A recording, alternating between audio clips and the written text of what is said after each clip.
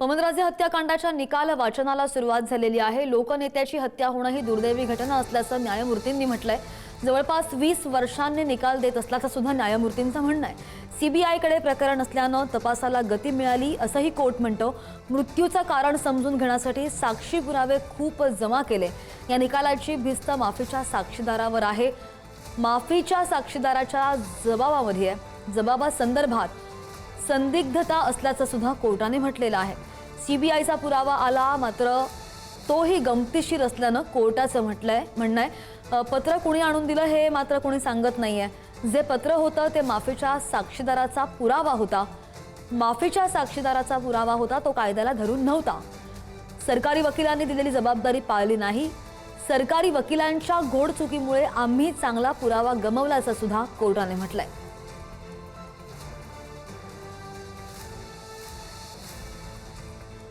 जवळपास 20 वर्षांनी हा आज निकाल लागतोय। वाचनाला सुरुवात झालेली आहे मात्र काही आक्षेप न्यायालयाने नोंदवल्याचं कळतंय। लोकनेत्याची हत्या होणं ही घटना दुर्दैवी असल्याचं सुद्धा न्यायमूर्तींनी म्हटलेलं आहे। जवळपास 20 वर्षांनी हा निकाल देत आहे। सीबीआयकडे प्रकरण होतं आणि त्यामुळे तपासाला गती मिळाली। मृत्यूचं कारण समजून घेण्यासाठी साक्षी पुरावे खूप जमा केले। या निकालाची भिस्त माफीच्या साक्षीदारावर आहे असंही कोर्टाचं म्हणणं आहे। या संदर्भात आणखी जाणून घ्या आमचे प्रतिनिधी नंदकिशोर आपल्या सोबत आहेत। नंदकिशोर, निकालाचे ताजे अपडेट्स हवे। नक्कीच खरं तर गेल्या अर्ध्या तासापासून संपूर्ण निकाल वाचन जे आहे ते सुरू असलेलं पाहायला मिळतंय। मृत्यूचं कारण तपासण्यासाठी अनेक जे साक्षीदार आहेत त्यांची चौकशी जी आहे ती झाल्याचं पाहायला मिळत होतं आणि तसा सरकारी वकिलांनी सुद्धा म्हटलेलं होतं।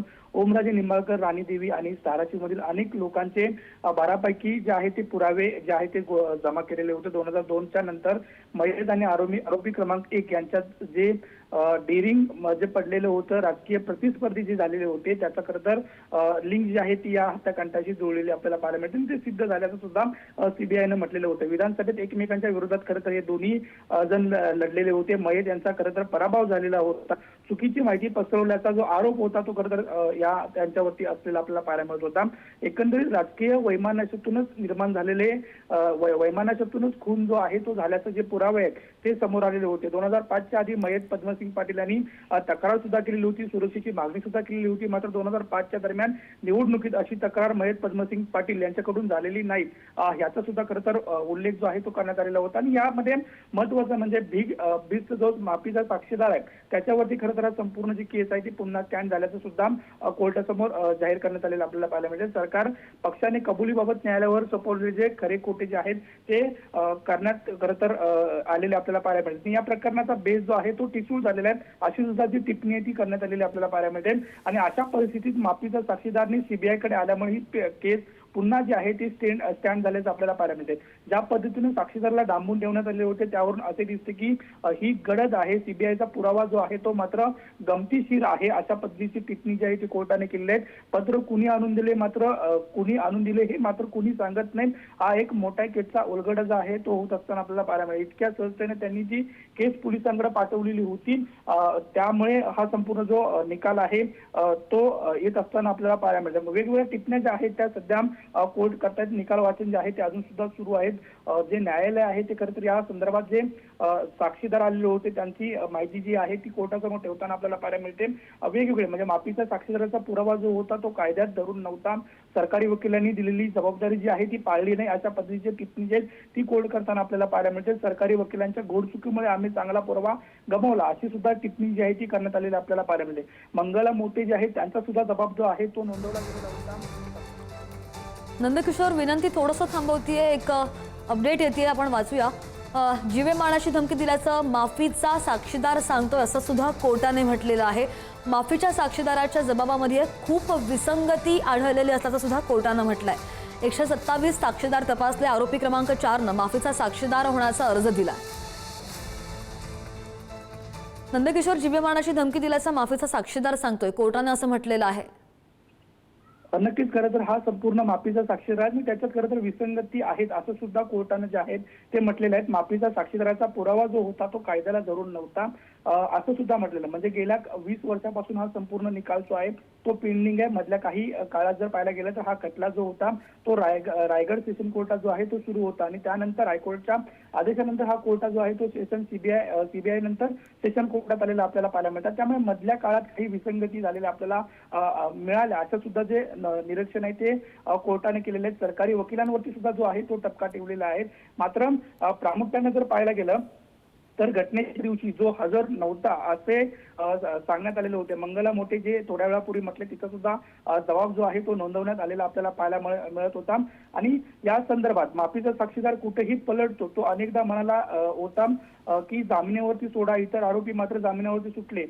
त्याने अर्जात असे म्हटले की आरोपी बेल एन्जॉय करत आहे आणि मी शिक्षा बघतो, अशा पद्धतीचं जे स्टेटमेंट आहे ते सुद्धा त्यांनी केलेलं पाहायला मिळते. माफीचा साक्षीदार खोटे बोलणारा आहे हे कोर्टाच्या लक्षात आलेलं आहे. याच केसमध्ये कोणत्याही आरोपीने मोबाईल फोन तपासले नाहीत. आरोपींना अटक केले तेव्हा त्यांच्या खिशात काय होते याची सुद्धा नोंद जी आहे ती नाही. आरोपी क्रमांक 1 जो 2 आहे हजर झाला याची नोंद सुद्धा खरं तर काही ठिकाणी नाही. अशा पद्धतीचे कोर्टाची स्टेटमेंट जे आहे, निरीक्षण जे आहे ती सध्या सुरू आहे. त्यामुळे माफीचा साक्षीदाराने जरी अर्ज दिला तरी मोठ्या पद्धतीने जर पाहायला गेलं तर विसंगती असल्याचं सुद्धा कोर्टाचं म्हणणं आहे. अजून सुद्धा जो आहे तो अंतिम निकाल आलेला नाही. वेगवेगळे जे पुरावे आहेत, वेगवेगळे जे निरीक्षण आहेत ते कोर्ट आता मांडत असताना आपल्याला पाहायला मिळतात.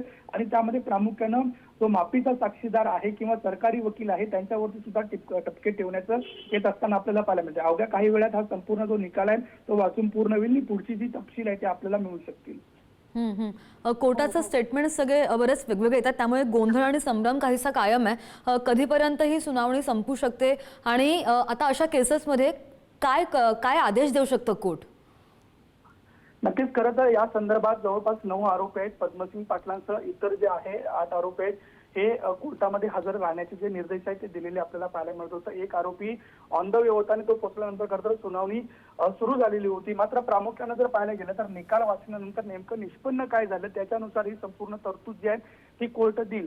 मात्र सध्या जो निकाल आहे तो सुद्धा गुलदस्त्यात आहे. नेमकं कुणावरती ठपका ठेवला जातो, ही राजकीय वैमानिक सुद्धा हत्या होती का किंवा इतर कोणते अँगल या गोष्टीला होते का, हे खरं तर संपूर्ण बाब जी आहे ते कोर्ट तपासून बघेल. त्यानंतर जो निकाल जो आहे तो खरं तर दिला जाईल. मात्र सध्या जर पाहायला गेलं तर संपूर्ण फॅमिली, ओमराजे निंबाळकर यांची संपूर्ण फॅमिली, ज्या ड्रायव्हरचा त्यांच्यासोबत मृत्यू झालेला होता त्या ड्रायव्हरची फॅमिली सोबतच पद्मसिंग पाटीलनी इतर जे आरोपी आहेत ते सुद्धा कोर्टात उपस्थित आहेत. त्यामुळे हा संपूर्ण युक्तिवाद जो आहे त्यांच्या समोर होताना आपल्याला पाहायला मिळतो. त्यामुळे अंतिम निकाल काय येतो, कोर्ट नेमकं काय निष्पन्न काढतं त्यानुसार पुढची तरतूद जी आहे ती ठरलेली असेल. अगदी विनंती, नंदकिशोर जोडलेले राहा. पुन्हा एकदा आपण सांगतोय कोर्टानं नेमकं काय म्हटलेलं आहे. पवनराजे हत्याकांडाचा निकाल सध्या न्यायालयात वाचला जातोय. तर माफीचा साक्षीदार कुठेही पलटतो असं सुद्धा कोर्टाचं म्हणणं आहे. माफीच्या साक्षीदारानं पैशांसाठी जबाब दिला हे पटत नसल्याचं कोर्टानं म्हटलंय. माफीचा साक्षीदार कुठेही पलटतो असंही कोर्टानं म्हटलेलं आहे. सध्या निकालाचं वाचन सुरू झालेलं आहे न्यायालयात आणि त्याच संदर्भातले अपडेट्स आपण सगळे पाहत होतो.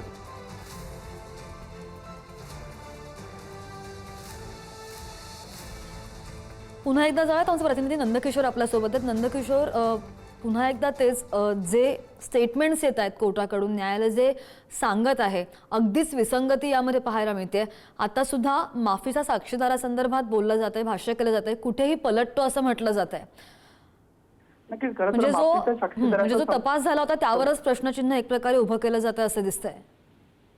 नक्कीच खरं तर पहिल्यांदा जो तपास होता तो रायगड म्हणजे पोलिसांकडे होता, त्याच्यानंतर सीबीआय कडे वर्ग करण्यात आलेला होता आणि सीबीआय कडे वर्ग केल्यानंतर खरं तर तपासाला गती मिळाली असं कोर्टाचं सुद्धा निरीक्षण होतं.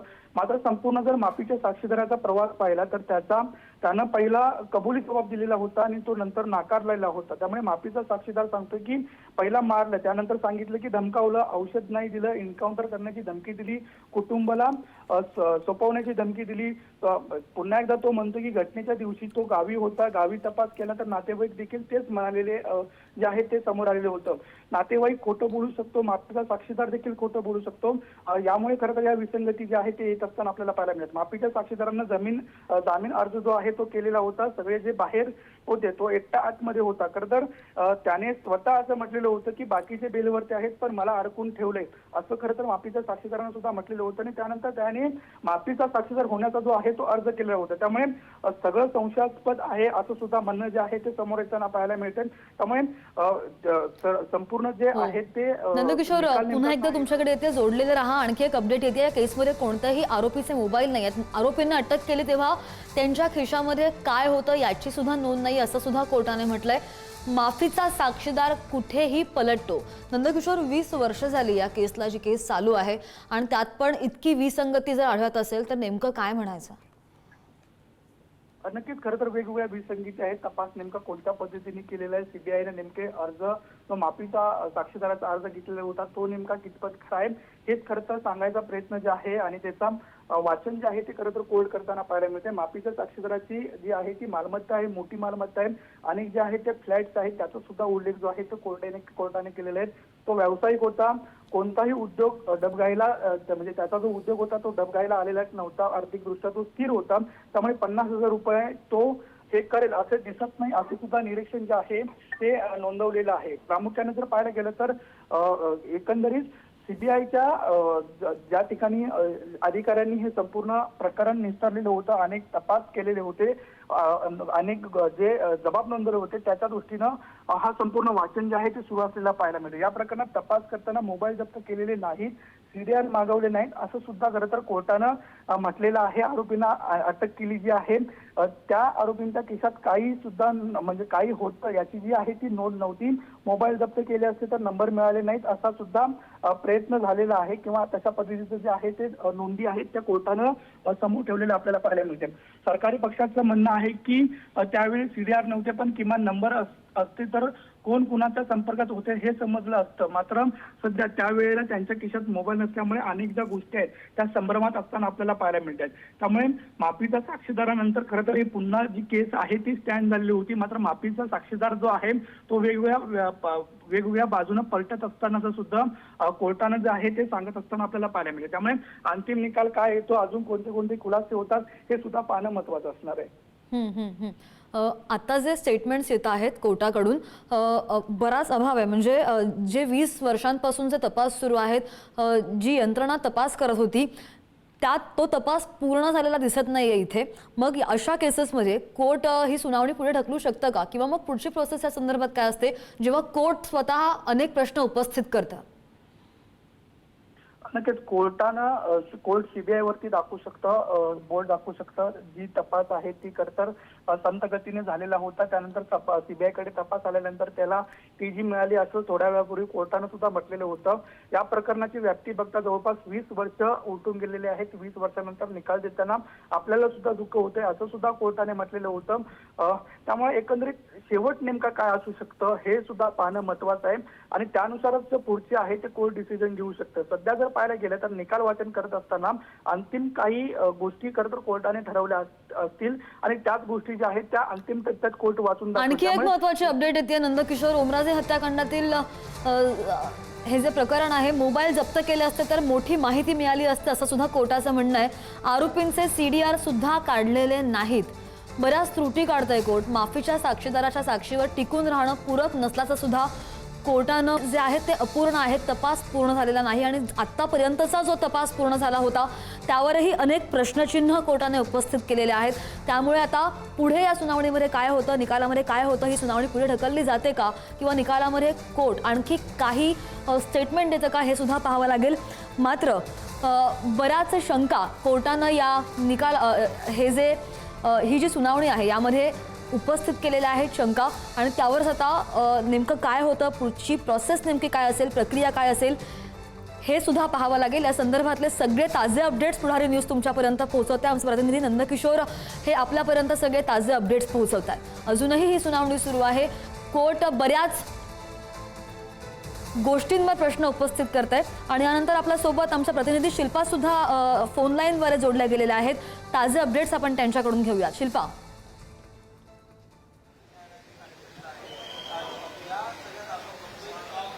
माझा आवाज येतोय? नक्कीच श्रद्धा, आपण जर पाहिलं तर गेल्या काही तासांपासून आता ही सुनावणी श्रद्धा, आपण जर पाहिलं तर गेल्या काही तासांपासून ही सुनावणी सुरू झालेली आहे, अगदी महत्वाची आहे. 20 वर्षानंतर हा निकाल लागला जातोय, मात्र आज हा निकाल लागणार का याबद्दल अजूनही संभ्रम आहे. कारण कोर्टाचे जे अपडेट आहेत, आपण जर पाहिलं तर आपले पुढारीचे प्रतिनिधी सुशांत सावंत जे आहेत ते आतमधून आपल्याला अपडेट देत आहेत. जी आत्ताची लेटेस्ट अपडेट आलेली आहे ती राकेश मारियामुळे त्याला उचललं आहे असं देखील म्हटलेलं आहे. मात्र जी कबुली जबाब नोंदवलेला आहे त्यामध्ये कुठेही उल्लेख नव्हता असं देखील सांगण्यात आलेलं आहे. कोर्ट जर आता आपण पाहिलं तर ताशेरे ओढताना पाहायला मिळतंय. विशेष म्हणजे आरोपी क्रमांक 1 जो होता तो मलबार हिल इथे बंगल्यात भेटला असल्याचं देखील या सुनावणीमध्ये म्हटलेलं आहे. त्याचबरोबर आपण जर पाहिलं तर आरोपी क्रमांक 1 जो आहे तो कुलाब्याच्या फ्लॅटमध्ये देखील राहत असल्याचं समजलं होतं आणि 2009 साली हा कुलाबा येथे असल्याचं देखील आढळून आलं असं साक्षीदाराचं ठाण्यामध्ये सांगण्यात आलेलं आहे. मात्र जो मोठा व्यापारी आहे त्याबद्दल देखील अनेक खुलासे झालेले आहे. आपण जर पाहिलं तर 20 वर्षापासून ही सुनावणी सुरू होती, तारीख पे तारीख पडत होती. मात्र आज जी ही सुनावणी होत आहे त्यामध्ये अखेरचा जो निकाल आहे तो आज दिला जाणार का याकडे सर्वांचंच लक्ष लागलेलं आहे. आता जी दुसरी एक अपडेट आलेली आहे ती म्हणजे राकेश मारिया याला तो भेटला असल्याचं सांगण्यात आलेलं आहे. स्कॉचची बॉटल दिली होती आणि तो साक्षीदार असं सांगतोय याबद्दल. मात्र राकेश मारियांना याबाबतचा प्रश्न विचारण्यातच आलेला नाहीये. त्यामुळे आपण जर पाहिलं तर एकीकडे वेगवेगळ्या प्रकारचे साक्षीदाराने सांगितलेले जबाब आहेत आणि त्यामध्ये जे काही प्रश्न आहेत तेच देखील जो राकेश मारिया आहे त्याला विचारलं नसल्याचं देखील समोर आलेलं आहे. राकेश मारिया जो आहे तो माफीचा साक्षीदार आणि याची साक्ष वाचली असून त्यावरून कुणाला खरं मानावं असं देखील कोर्ट म्हणतोय. त्यामुळे आता जर आपण पाहिलं श्रद्धा तर कोर्ट एक प्रकारचं ताशेरे सोडताना पाहायला मिळतंय. गेल्या 20 वर्षांपासून ही केस सुरू होती, महत्वाची केस होती. विशेष म्हणजे राजकीय वाद यातून समोर आला होता आणि आता जर आपण पाहतोय वेगवेगळ्या अपडेट समोर येत आहेत. मात्र आता जी अपडेट समोर आलेली आहे ती राकेश मारिया याला का प्रश्न विचारण्यात आला नाही असं थेट कोर्टाने विचारलेलं आहे. त्यामुळे आता जर आपण पाहिलं तर ही केस पुन्हा एकदा लांबणीवर जाते की काय असा देखील प्रश्न पडलेला आहे. विशेष म्हणजे आपले प्रतिनिधी जे आहेत आतमध्ये जिथे सुनावणी होते सुशांत सावंत प्रतिनिधी आहेत आणि तिथून ते आपल्याला अपडेट देत आहेत.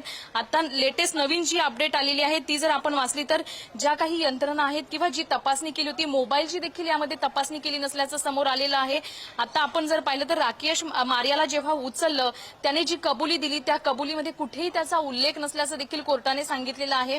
आणि त्याचबरोबर आपण या केसमध्ये कोणत्याही प्रकारचे आरोपीचे फोन तपासले नसल्याचं देखील कोर्टाने सांगितलेलं आहे. आरोपींना अटक केलं तेव्हा त्याच्या खिशात काय होतं याची देखील नोंद केली नसल्याचं समोर आलेलं आहे. हा खऱ्या अर्थाने आपण जर पाहिलं तर जेव्हा कोर्टात केस येते मोठी सुनावणी आहे आणि ही जर सुनावणी पाहिली तर राजकीय वादातून ही हत्या झाली होती. 20 वर्षापूर्वीपासून याच्यावर अनेक वेळा तारीख पे तारीख देखील दिली. मात्र मोबाईल जे आहेत तेच का तपासले गेले नाही हा देखील मोठा प्रश्न आता उपस्थित झालेला आहे. आरोपी क्रमांक हजर झाला त्याची नोंद देखील झालेली नाही. जो इंद्रप्रस्थ रिसॉर्टला वारंवार राहिला असे देखील ह्या माफीचा जो साक्षीदार आहे त्याने कुठलीही नोंद यामध्ये नमूद केलेली आढळून आलेली नसल्याचं देखील कोर्टाने सांगितलेलं आहे. त्यामुळे श्रद्धा आपण जर पाहिलं तर एकीकडे आज या निकाल जो आहे तो अखेरचा निकाल येईल. जो साक्षीदार आहे त्याने ज्या कबुली दिलेल्या आहेत किंवा जी साक्ष नोंदवलेली आहे त्यावरून हा निकाल सांगितला जाईल असं समोर आलं होतं. मात्र 16 तारखेला अखेरची सुनावणी होणार होती. जो निकाल होता तो स्पष्ट होणार होता.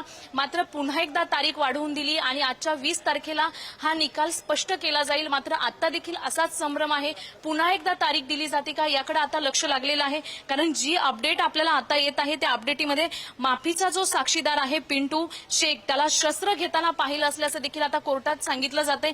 त्यामुळे आता इथून पुढची जी अपडेट येत आहे किंवा आज ओमराजे निंबाळकर प्रत्येक वेळेस या केसला उपस्थित राहिलेले आहेत. मात्र आज देखील ते आवर्जून उपस्थित आहेत आणि आता नेमका हा निकाल कुणाच्या बाजूने जातो हे पाहणं देखील तितकंच महत्वाचं असलं तरी जो पिंटू शेख आहे त्याला शस्त्र घेताना साक्षीदाराने पाहिलेला आहे असं देखील म्हटलेलं आहे. त्यामुळे आता पिंटू शेख याचा अखेरचा जो जबाब आहे तो महत्वाचा ठरला जातो का या केसमध्ये हे देखील महत्वाचं असलं तरी माफीच्या साक्षीदाराच्या 3 वेगवेगळ्या स्टोरी 3 जबाबात नोंदवल्या गेलेल्या आहेत.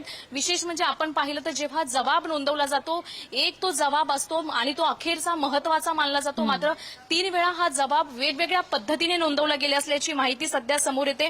विशेष म्हणजे आता जी सुशांत सावंत यांनी अपडेट दिलेली आहे ती अशी अपडेट आहे की जो माफीचा साक्षीदार आहे त्याने 3 वेगवेगळ्या स्टोरी 3 जबाबात नोंदवल्याला सांगण्यात आलेलं आहे आणि जी अजूनही काही नवीन नवीन अपडेट येत आहे त्यामध्ये वेगवेगळ्या प्रकारची माहिती समोर येते। मात्र आजची जी ही सुनावणी आहे त्याकडे संपूर्ण महाराष्ट्राचंच काय देशाचं लक्ष लागलेलं पाहायला मिळते। एकीकडे आपण जर पाहिलं तर पवनराजे निंबाळकर जे होते ते कळंबलीच्या एरियामध्ये असताना जो गोळीबार झाला, दुहेरी हत्याकांड झालं, त्यानंतरच्या वेगवेगळ्या अपडेट आल्या आणि आजची जी अपडेट पडत आहे त्यामध्ये देखील माफीच्या साक्षीदाराच्या वेगवेगळे जबाब नोंदवले जातात असं सांगण्यात येते। त्यामुळे आता पुन्हा एकदा ही केस लांबणीवर पडणार का हे पाहणं महत्त्वाचं आहे। श्रद्धा, विशेष म्हणजे अनेक वेळा आपण जर पाहिलं तर जे प्रताप सिंह आहेत ते देखील व्हीलचेअर मधून आले होते आणि आताची जी अपडेट येते की जो साक्षीदार आहे त्याची जबाब घेताना किंवा इतर जे शस्त्र घेताना त्याने पाहिलेला आहे। त्यामुळे हा जो विशेष महत्त्वाचा खुलासा आहे तो महत्त्वाचा ग्राह्य धरला जातोय का हे देखील पाहणं महत्त्वाचं असेल। श्रद्धा, सुशांत सावंत जी अपडेट देत आहे त्यामध्ये अशीच आताची अपडेट आलेली आहे की वेगवेगळे जबाब नोंदवले गेलेले आहेत। त्यामुळे कोणता जबाब हा ग्राह्य धरला जातोय हे देखील तितकंच महत्त्वाचं असलं तरी आरोपी 8 डोंबिवलीमध्ये आला होता असं देखील सांगण्यात आलेलं आहे। म्हणजे हे जे आरोपी आहेत ते वेगवेगळ्या ठिकाणी मलबार हिल असेल किंवा आता जी अपडेट आलेली आहे तो डोंबिवलीमध्ये असल्याचं सांगण्यात आलं होतं। मात्र माफीचा साक्षीदार आणि आरोपी 8 डोंबिवलीवरून बसले आणि ते थेट लातूरला गेलेले आहेत। म्हणजे आपण जर पाहिलं तर श्रद्धा, आरोपी जो आहे 8 क्रमांक तो थेट डोंबिवलीमधून लातूरला गेलेला आहे आणि दुसरा जो स्टोरीमध्ये सांगतोय तो वेगळ्या पद्धतीचा जबाब नोंदवतोय। त्यामुळे आता कोणते जबाब ग्राह्य धरले जातील हे देखील तितकंच महत्त्वाचं आहे। श्रद्धा, अगदी शिल्पा, ताजे अपडेट या सगळ्या संदर्भातले घेत राहू। सगळं काही कोर्टाचे जे स्टेटमेंट आहेत ते पाहता पुराव्यांच्या विश्वासार्हतेवर प्रश्नचिन्ह यामुळे उपस्थित होत आहे। शिल्पा, धन्यवाद दिलेल्या सगळ्या माहितीसाठी। पवनराजे हत्याकांडाच्या निकाल वाचनाला सुरुवात झालेली आहे। लोकनेत्याची हत्या होणं ही दुर्दैवी घटना असल्याचं न्यायमूर्तींनी म्हटलंय। जवळपास 20 वर्षांनी निकाल देत आहे हे सगळं न्यायमूर्तींनी म्हटलेलं आहे। आपण पाहतोय कोर्टानं काय म्हटलेलं आहे त्यावर आपण एक नजर टाकत आहोत। सीबीआयकडे प्रकरण असल्यानं तपासाला गती मिळाल्याचं सुद्धा कोर्ट म्हणतंय। मृत्यूचं कारण समजून घेण्यासाठी साक्षी पुरावे खूप जमा केल्याचंही कोर्टाचं म्हणणं आहे। मात्र त्यामध्ये ताळमेळ कुठंच दिसत नाहीये। या निकालाची भिस्त माफीच्या साक्षीदारावर आहे असं सुद्धा कोर्टानं म्हटलंय। माफीच्या साक्षीदाराच्या जबाबामध्ये संदिग्धता आढळते असं सुद्धा कोर्टानं म्हटलेलं आहे। सीबीआयचा पुरावा आला मात्र तो गमतीशीर आहे। सगळ्यात मोठं स्टेटमेंट हे आलेलं आहे कारण की कोर्टानं सीबीआयच्या पुराव्याला गमतीशीर जर म्हटलंय, इतक्या हाय प्रोफाईल केसमध्ये सीबीआयनं जे सादर केलेले पुरावे आहेत ते इतके तकलादू कसे ठरू शकतात हा प्रश्न त्यानिमित्तानं उपस्थित होतोय। दुसरीकडे पत्र कोणी आणून दिलं हे सुद्धा कोणी सांगत नसल्याचं कोर्ट म्हणतंय। जे पत्र होतं ते माफीच्या साक्षीदाराचा पुरावा होता। कोर्टामध्ये ही सगळी सुनावणी सुरू आहे। कोर्ट जे स्टेटमेंट देते ते आम्ही तुमच्यापर्यंत ताजे अपडेट्स पोहोचवण्याचा प्रयत्न करतोय। आमचे प्रतिनिधी त्या कोर्टाच्या बाहेर आहेत आणि आपल्याला सगळे अपडेट देत आहेत। नंदकिशोर गावडे आपल्यासोबत आहेत। नंदकिशोर, ताजे अपडेट्स। नक्कीच, खरं तर माफीचा साक्षीदार आहे तर त्याचं जे म्हणणं आहे ते 3 वेळा वेगवेगळ्या बदलल्याचं जे आहे ते निष्पन्न होताना पाहायला मिळतंय। माफीचा साक्षीदार म्हणतो की त्याने पिंटू शेखला शस्त्र दिलेलं आहे, घेताना पाहिलेलं आहे। मात्र अनेक वेळा त्याचं जे आहे ते स्टेटमेंट बदलताना पाहायला मिळते। माफीच्या साक्षीदाराच्या 3 वेगवेगळ्या स्टोरी 3 वेगवेगळ्या जबाबात आलेल्या समोर आल्या तसं कोर्टानं समोर ठेवलेलं पाहायला मिळतं। आरोपी 8 हा डोंबिवलीमध्ये आलेला होता। माफीचा साक्षीदार आणि आरोपी 8 डोंबिवलीवरून बसने खरं तर लातूरला गेलेला होता असे तो दुसऱ्या स्टोरी जी आहे ते सांगताना पाहायला मिळतंय। तर प्रत्येक वेळी हा माफीचा साक्षीदार इंद्रप्रस्थ या रिसॉर्टला थांबतो। त्या रिसॉर्टचा सुद्धा खरं तर या ठिकाणी उल्लेख आलेला होता। गाडीने ड्रायव्हर जो आहे तो परत आल्यानंतर तो 4 ते 5 दिवस जो आहे तो हॉटेलचं कारण सांगतो। अब्दुल रेहमान या ड्रायव्हरचा जबाब जो आहे तो घेतलेला नाही असं सुद्धा कोर्टाचं जे आहे ते म्हणणं आहे। गाडी कितीला घेतली हे ड्रायव्हर सांगत नाही। माफीच्या साक्षीदाराला खोटे बोलण्याची जी आहे ती सवय आहे असं सुद्धा निरीक्षण जे आहे ते कोर्टानं नोंदवलेलं आहे। गाडी घेतली पण कागदपत्रे घेतली नाहीत असं सुद्धा माफीचा साक्षीदार जो आहे तो सांगताना आपल्याला पाहायला मिळते। त्यामुळे 3 वेगवेगळ्या स्टोरी ज्या आहेत त्या माफीचा साक्षीदार सांगताना आपल्याला पाहायला मिळतो। त्यामुळे माफीचा साक्षीदार किती पद्धतीने योग्य आहे असा जो प्रश्न आहे तो खरं तर समोर येताना आपल्याला पाहायला मिळते। त्यामुळे माफीचा साक्षीदाराच्या अर्जावरती खरं तर ही संपूर्ण केस जी आहे ती स्टँड झालेली पाहायला मिळते। त्यामुळे एकंदरीत वेगवेगळ्या ज्या निष्कर्ष जे आहेत ते काढताना आपल्याला पाहायला मिळतात. खरं तर कोर्टाने या संपूर्ण पद्धतीनं जे ताशेरे जे आहेत ते खरं तर सिस्टीमवरती ओढलेले आहेत. गाडीच्या सर्व्हिसिंगचे कुपन जे आहे ते घेतलेले होते, पण गाडीत जे आहे ते ठेवलेले नव्हते अशा पद्धतीचं सुद्धा स्टेटमेंटमध्ये त्यांनी उल्लेख केले होता. ज्याच्याकडून गाडी विकत घेतली त्याचा मालक म्हणाला की गाडी 65,000 मध्ये घेतलेली होती. खरं तर ही स्टोरी जी आहे ती खरं तर वेगवेगळी सांगताना पाहायला मिळते. त्यामुळे माफीचा साक्षीदार जो आहे तो कितपत खरं बोलतोय हे सुद्धा खरं तर या त्याच्या स्टेटमेंटवरती जर कोर्ट जो आहे तो विचार करताना आपल्याला पाहायला मिळते. गाडीची किंमत वेगळी आहे, गाडीतले जे कागदपत्र आहेत, कुपन आहेत ते वेगवेगळे घेतलेले आहेत. शस्त्र घेताना एकदा पाहिलं असं माफीचा साक्षीदार सांगतो. त्यामुळे 3 वेगवेगळ्या स्टोरी त्याने जबाबात सांगितल्याचं सुद्धा निष्पन्न होतं. जवळपास तासभर होत आहेत. तासभरानंतर सुद्धा अजून जी वाचन जे आहे ते खरं तर सुरू असताना आपल्याला पाहायला मिळते. ती वेगवेगळ्या नोंदी ज्या आहेत, निरीक्षण जे आहेत ते कोर्ट नोंदवताना आपल्याला पाहायला मिळते. या दरम्यान जर पाहायला गेलं तर प्रामुख्यानं माफीचा साक्षीदार आहे तो आपले जबाब जो आहे तो बदलताना पाहायला मिळतो. दुसऱ्या बाजूला जी तपास जो झालेला आहे किंवा ते सिस्टीमवरचे जे ताशेर आहेत ते कोर्टाने ओढत असताना आपल्याला पाहायला मिळते. अगदी. तर हे सगळे जे ताजे अपडेट्स आहेत आमचे प्रतिनिधी नंदकिशोर आपल्यापर्यंत पोहोचवत होते. कोर्ट काय स्टेटमेंट देत आहे हे सुद्धा नंदकिशोर आपल्याला सांगतायत. कोर्टानं सीबीआयच्या पुराव्याला गमतीशीर सुद्धा म्हटलेलं आणि त्यामुळे एक नवा ट्विस्ट पाहायला मिळतो. इतक्या हाय प्रोफाईल केसमध्ये सीबीआयनं जे पुरावे सादर केलेले आहेत ते अपुरे पडतात असं दिसतंय. ज्या मुख्य पत्राच्या आधारे हा तपास सुरू होता ते पत्र नेमकं कुणी आणून दिलं, सीबीआय कोर्टामध्ये हे सिद्ध करू शकलेले नाही आहेत. त्यामुळे आणखी प्रश्नचिन्ह उपस्थित होत आहेत आणि कोर्टाने बरेच ताशेरे सुद्धा ओढलेले आहेत संपूर्ण यंत्रणांवर. सरकारी वकील असू देत किंवा मग पोलीस असू देत आणि ज्या सरकारी यंत्रणा आहेत त्यांच्यावर सुद्धा, कारण की प्रदीर्घ काल आहे हा 20 वर्ष खूप मोठा कालावधी होतो. इतक्या मोठ्या टाइम पिरियड नंतर 20 वर्षांच्या प्रदीर्घ प्रतीक्षेनंतर जर सरकारी वकिलांच्या चुकीमुळे चांगला पुरावा गमवावा लागत असेल तर पवनराजे निंबाळकर यांच्या कुटुंबियाला न्याय कसा मिळणार हा प्रश्न आहे. कारण की जे पीडित कुटुंबीय आहेत ते 20 वर्षांपासून निकालाची वाट पाहत आहेत आणि आज तो दिवस होता, आज निकाल लागणार होता. संपूर्ण महाराष्ट्राला निकाल काय लागतो हे संपूर्ण महाराष्ट्र पाहतोय. मात्र जे निरीक्षण नोंदवलं जात आहे, जे कोर्ट स्टेटमेंट देत आहे त्यानुसार काहीच स्पष्ट होत नाही असं दिसतंय. उलट कोर्ट जे आहे, न्यायालय जे आहे ते अनेक प्रश्न या निमित्तानं उपस्थित करतोय आणि आता मग ही सुनावणी पुन्हा एकदा पुढे ढकलली जाते का किंवा कोर्ट त्यावर काय निकाल देतं, सीबीआयची त्यावर काय प्रतिक्रिया येते हे सुद्धा पाहावं लागेल. कारण की इतक्या वर्षांपासून हा तपास सुरू आहे आणि तो सुद्धा आता अपुरा असलेला पाहायला मिळतोय. पुन्हा एकदा जाऊयात, आमचे प्रतिनिधी नंदकिशोर गावडे आपल्यासोबत आहेत. नंदकिशोर, 1 तासापासून ही सुनावणी सुरू आहे. आपण प्रेक्षकांना पुन्हा सांगूयात थोडक्यामध्ये अगदी नेमकं प्रकरण काय आहे आणि आज सुनावणीमध्ये नेमकं काय काय होत आहे. नक्कीच खरं तर जवळपास 20 वर्षानंतर एक प्रकरणाचा खरं तर निकाल जो आहे तो लागणार आहे. तो निकाल देताना 20 वर्षानंतर हा निकाल देत असताना आपल्याला कुठेतरी दुःख होते. अशा पद्धतीचं जे स्टेटमेंट आहे ते सुरुवातीला कोर्टाने केलेलं होतं.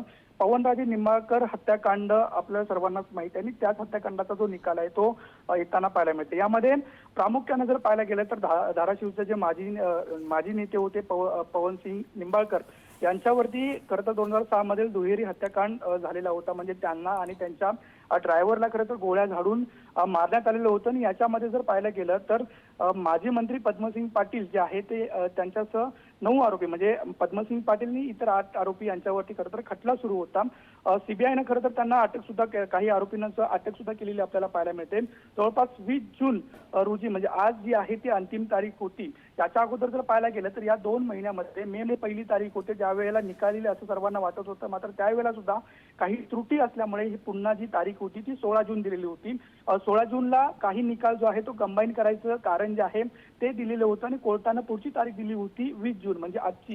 त्यामुळे आज निकाल येणं अपेक्षित होतं. मात्र काही ज्या त्रुटी आहेत त्या कोर्ट समोर ठेवताना आपल्याला पाहायला मिळेल. प्रामुख्याने जर पाहायला गेलं तर 3 जून 2006 रोजी पवनसिंग निंबाळकर आणि त्यांचे चालक यांचा मुंबईतील कळंबोली येथे गोळी घालून हत्या करण्यात आली होती. त्यामध्ये पवनराजे निंबाळकर यांच्यातर्फे जर पाहायला गेलं तर ओमराजे निंबाळकर हे स्वतः परिवारासह कोर्टामध्ये उपस्थित. दुसऱ्या बाजूला जर पाहायला गेलं तर त्यांचे चालक समद काजी यांची सुद्धा फॅमिली जी आहे ती कोर्टामध्ये हजर आहेत. संपूर्ण 8 जणांना म्हणजे 8 जण आणि पद्मसिंग पाटील यांना सुद्धा खरं तर कोर्टाने हजर राहण्याचे निर्देश दिलेले होते.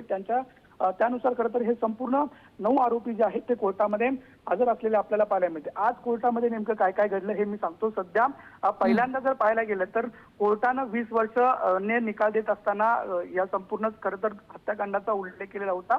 आणि 20 वर्षानंतर कुठेतरी निकाल लागतोय आणि ही झालेली दिरंगाई याच्याबद्दल दुःख व्यक्त केलेलं होतं. हा संपूर्ण प्रकार कसा घडला हे खरं तर पुन्हा एकदा समजून घेण्यात आलेला मिळाला.